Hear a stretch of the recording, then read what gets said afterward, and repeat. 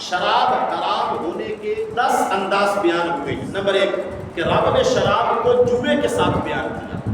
دوسرا کتوں کے ساتھ ملا کے بیان کیا، یعنی جتنا حرام کام جوا کھیلنا ہے اتنا ہی شراب پینا ہے، جتنا حرام کام بت پرستی ہے اتنا ہی حرام کام شراب پینا ہے. یعنی اللہ کو چھوڑ کے بت کی پوجا کرنا یہ کتنا بڑا جرم ہے. اللہ کی وحدانیت کے ہوتے ہوئے کسی کو خدا ماننا. تو رب ذوالجلال نے قرآن مجید کے اس مقام پر سورۃ المائدہ کی آیت نمبر 90 میں بت پرستی کی حرمت کے ساتھ شراب کی حرمت کو جوڑ کے بیان کیا. یہاں سے بندے کو اندازہ ہوتا ہے اور یہاں سے بندے کو سوچنے کے لیے تھوڑا سا موقع ملتا ہے کہ شراب پینا کوئی چھوٹا حرام کام نہیں ہے، اتنا بڑا حرام کام ہے جتنا کہ قسمت کے لیے تیل پھینکنا اور بت کی پوجا کرنا، جتنا وہ حرام کام جس درجے کا جس لیول کا وہ حرام کام ہے اسی لیول کا اسی درجے کا شراب پینا اور نشہ کرنا بھی حرام کام ہے. اور تیسرے نمبر پہ شراب کو ناپاک قرار دیا گیا، یعنی کہ شراب پینا ایسے ہی ہے جیسے کتے کا پیشاب پینا یا خنزیر کا بول پینا.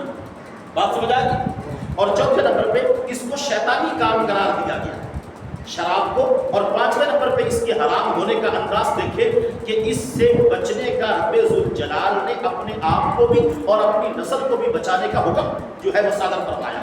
اور چھٹا کہ کامیابی کا مدار، بندے کے جنتی ہونے کا دار و مدار، بندے کا رب کی بارگاہ میں سرخرو ہونے کا جو دار و مدار رب نے قرآن میں بیان کیا ہے وہ شراب سے بچنا. اب سمجھ آ رہی اس کی اہمیت کی سمجھ آ رہی کہ انسان اگر کروڑوں نیکیاں کرنے والا ہو اور ساتھ ساتھ وہ شراب پینے والا ہو، پہلی بات تو یہ ہے کہ ایسا ہو ہی نہیں سکتا. شرابی بندہ نیک ہو ہی نہیں سکتا، یہ بالکل کنفرم اور طے شدہ بات ہے. نشہ کرنے والا بندہ، بھنگ پینے والا بندہ، چرس پینے والا بندہ، فیم پینے والا بندہ، آئس کا نشہ کرنے والا، کوکین کا نشہ کرنے والا، میں آگے جا کے اس کی وضاحت بیان کرتا ہوں، وہ کبھی نیک ہو ہی نہیں سکتا، متقی ہو ہی نہیں سکتا. اس کی وجہ کیا ہے کہ نشے کا بنیادی کام ہے دماغ کنٹرول کرنا. نشے کا بنیادی جو اثر ہوتا ہے وہ دماغی ہارمونز کے اندر خوشی پیدا کرنا ہے. یعنی کہ نشہ جب بندہ کرتا ہے نا تو یہ ہارمونز کے ساتھ اس کا ایفیکٹ ہونا ہے اور یہ جو دماغ کے کلیے ہوتے ہیں ان کے اندر وقتی طور پہ جو ہے وہ خوشی پیدا کرتا ہے. اور سب سے جو تیز نشہ ہے وہ کوکین کا ہے، جو کوکا کے پتے جو ہوتے ہیں ان سے اس کو آگے بنایا جاتا ہے اور یہ سنو برف کی شکل میں بھی ہوتا ہے، اس طرح پتھریلی روڑیاں ہوتی ہیں اس طرح. اور یہ یعنی کہ نارکوٹکس کی سب سے خطرناک ٹائپ ہے یہ جو کوکین اور آئس سے بھی. یعنی آپ یہ دیکھ لیں کہ کوکین اور آئس ان کا پہلی مرتبہ استعمال کرنے کے بعد 72 گھنٹے نیند نہیں آتی. یعنی کہ 72 اور انسان یہ محسوس کرتا ہے کہ دنیا کا سب سے زیادہ خوش آدمی میں ہوں، اتنی خوشی ملتی. لیکن آگے نقصان نہیں کیا ہوتا ہے کہ جب ایک مرتبہ بندہ کوکین اور پھر اس کو دھوئے کے ذریعے بھی استعمال کیا جا سکتا ہے اور اس کو انجیکٹ بھی باڈی کے اندر کیا جا سکتا ہے، یعنی اس کو مادہ حالت میں بھی اور ٹھوس حالت میں بھی لایا جا سکتا ہے. تو جب اس کو پہلی مرتبہ استعمال کرتے ہیں تو آپ یہ یقین کریں کہ تحقیق بتاتی ہے کہ اتنی خوشی بندے کو ملتی ہے کہ بندہ محسوس کرتا ہے کہ پوری دنیا میرے کنٹرول میں.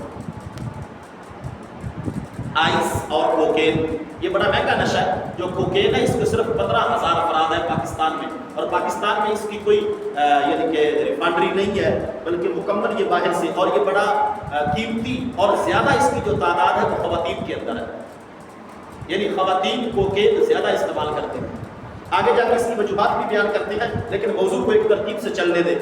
شراب اور نشے کی غربت، چھٹا انداز اس کا رب ذوالجلال نے یہ بیان کیا کہ کامیابی کا دار و مدار جو ہے وہ اس بات پر ہے کہ اگر نشے سے یعنی شراب سے بچا جائے. 7واں نمبر، شراب کو عداوت اور بغض کا سبب قرار دیا گیا. یعنی جو شرابی بندہ ہوتا ہے وہ دشمنی کرنے میں جلدی کرتا ہے. جو بندہ نشہ کرتا ہے نا اس کو غصہ اور اپنے غصے پر کنٹرول وہ حتی امکان نہیں رہتا. اس سے نقصان کے چانسز زیادہ ہوتے ہیں شرابی بندے سے یا جو نشہ کرنے والا بندہ ہوتا ہے. اور 8 اور 9 نمبر پہ اس بات کو ذہن میں رکھیں کہ شراب اور نشہ کرنے والا بندہ سب سے بڑا اور سب سے اول درجے کا جو نقصان اٹھاتا ہے وہ یہ ہے کہ رب ذوالجلال اس کو اپنے ذکر کے لیے پسند نہیں کرتا. اللہ تعالیٰ اس کو اپنی بارگاہ کے لیے پسند نہیں کرتا. یعنی باقی نقصان، پیسے کا نقصان، صحت کا نقصان، گھر کا نقصان، معاشرے کا نقصان، وہ تو اپنی جگہ پہ ہے، لیکن ان سارے نقصانات سے جو بڑا نقصان ہوتا ہے ایک نشہ کرنے والے بندے کو، وہ پتہ ہی کیا ہوتا ہے کہ رب ذوالجلال کے ذکر سے وہ بندہ اتنا دور ہو جاتا ہے کہ اس کو کبھی ذکر اللہ کی توفیق نہیں ملتی، اس کو کبھی نیکی کی توفیق نہیں ملتی، وہ بندہ نماز پڑھنے کے لائق نہیں رہتا.